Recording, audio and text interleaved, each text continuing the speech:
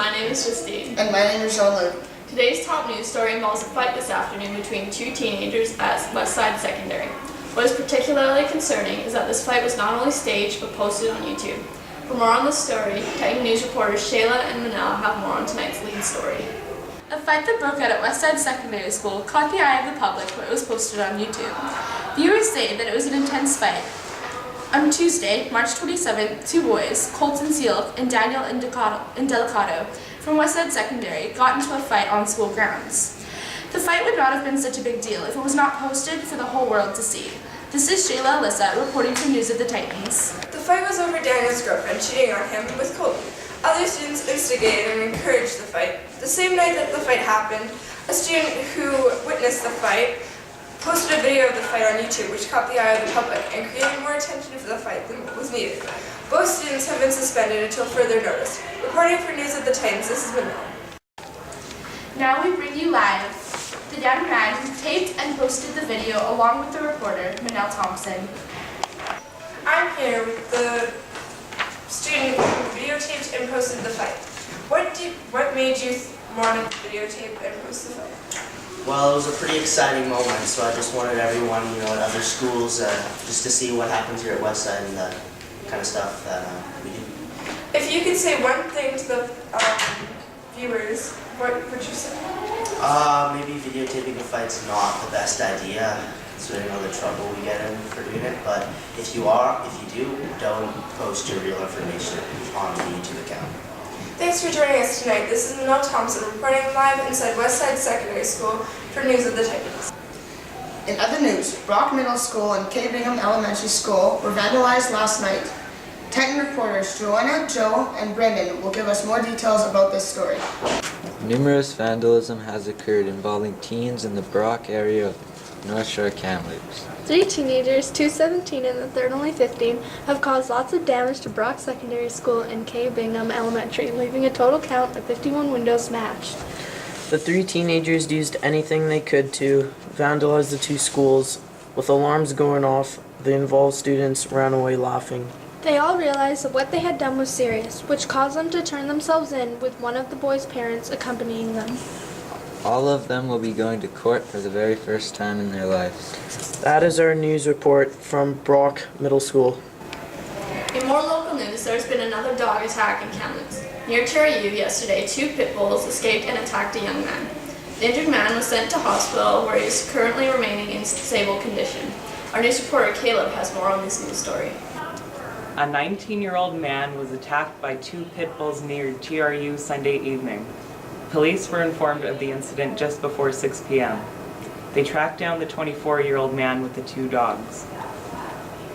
The dogs were tied up to a dumpster when they were spooked by the victim, broke free and attacked him. Luckily, he survived. The investigation has been turned over to the City of Kamloops Bylaw Department. No further information about this investigation has been released. I never expected my dogs to attack someone. They've never shown signs of aggression before. Thanks for that report, Caleb. In provincial news, a BC teacher from Vernon is facing sexual assault charges as she has been accused of engaging in inappropriate behavior with a grade 7 student. In Vernon, our news reporter Calton and Brianna have more details on this case. Former Vernon teacher Deborah Ashton has been declared not guilty after being accused of having a sexual relationship with one of her students. The boy was 12 years old when it happened, and he is now 22 years old. Ashton was brought up on 3 counts: touching for a sexual purpose, initiation of sexual touching, and sexual assault. She has been suspended from the school district and is relieved that she was announced not guilty. Here is one of the jury members that was on her case.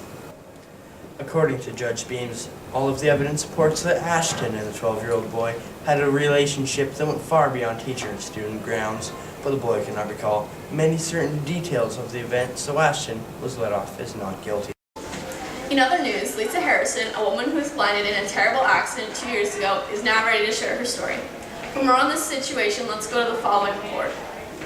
He was such a nice guy and so compassionate. He seemed really genuine. We were all scared for her. I had to take a break from him. It was so scary watching him change like that.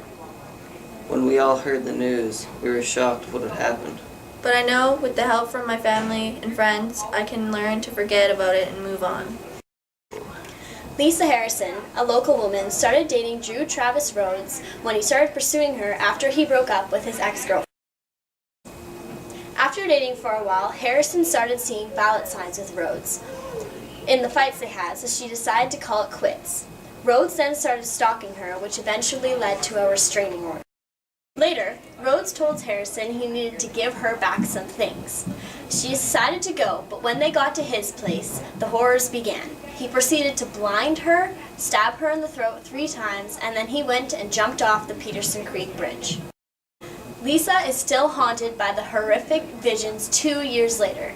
She hopes that by getting her story out there, she can learn to forget it and move on. Our national news story for today involves a major 4-vehicle accident in northwest Ontario. Reporting live for Titan News is reporter Emma with more information on this horrific scene. On March 28th, on Highway 11, just south of Raymore, 2 truck drivers and 1 minivan driver collided, causing a chain reaction of collisions. A tractor-trailer collided with a rock, causing another truck and minivan to crash as well. The other tractor-trailer was carrying millions of dollars in Canadian coins. The coins were spilled all over the highway and had to be collected using a magnetic crane. The drivers of the Brinks truck were taken to the Bingham Memorial and Kirkland Lake Hospital with fatal injuries. Fortunately, the other drivers had minor injuries or were unharmed. For a full rundown of today's sports scene, here is Annie, Cheyenne, and White to share with us the top sports stories.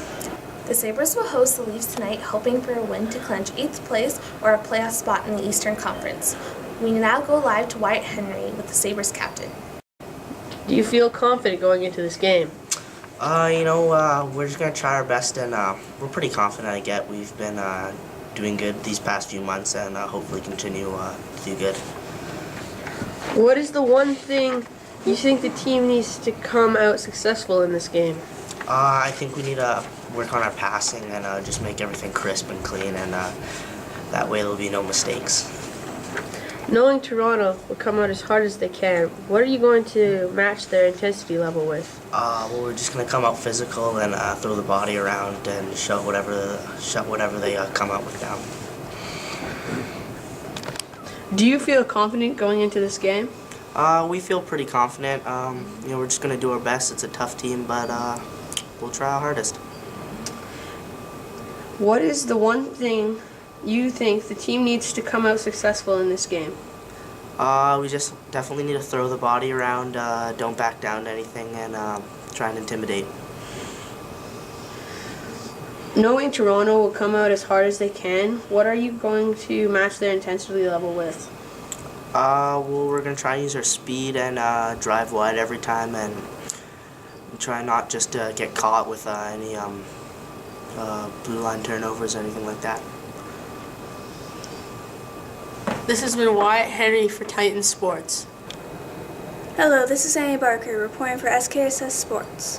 Last Wednesday night, Tayshaun Prince matched a season high with 29 points, and rookie Brandon Knight added 16 to help Detroit Pistons beat Cleveland 87-75, handing the Cavaliers their 5th straight loss.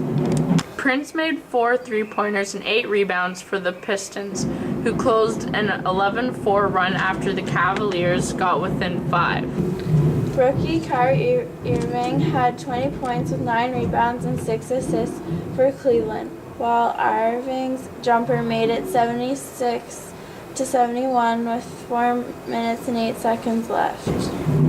And that's it for tonight. This is Annie Barker signing off for SKSS Sports. Thanks, Wyatt, for that report. We are definitely hoping to see a win from the Sabres tonight. Now for weather. Temperatures are definitely starting to feel more spring-like. Brogan, what does the weather have in store for us for the next few days? Good morning, I'm Brogan Lloyd, and this is your weather report for Friday, April 13th. Tonight we are expecting 10 degrees Celsius in Kamloops. Also this week, a high of 15 degrees Celsius and a low of 8 degrees Celsius. On the national weather front in Toronto, it will be about 11 degrees Celsius, and in Ottawa, it will be about 13 degrees Celsius. Local meteorologists predict today in Vancouver the weather will be 9 degrees Celsius. That is your news forecast for Friday, April 13th. I'm Brogan Lloyd. Have a great day. That's it for News of the Titans for Friday, April 14th. Don't forget that Tony Parsons will be in the Titans News Final at 11 p.m. tonight. Have a great day. Good morning.